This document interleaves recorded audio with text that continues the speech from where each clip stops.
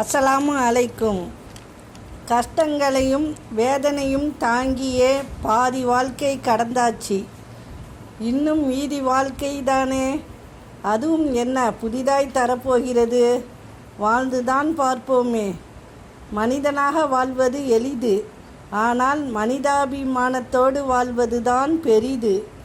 நேர்மையாக இருப்பவர்களிடம் ஒரு கர்வம் இருக்கும், துணிச்சலாக இருப்பவர்களிடம் ஒரு உண்மை இருக்கும், தப்பு செய்யாதவர்களிடம் ஒரு தைரியம் இருக்கும், வேஷம் போடுகிறவன்கிட்ட இது எல்லாமே இருக்கும். பிரச்சனை என்று யாரிடம் போய் நிற்காதே.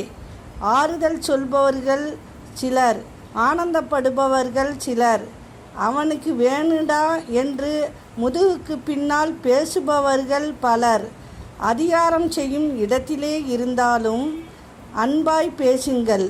யாருக்கும் எந்த நாற்காலியும் நிரந்தரம் இல்லை.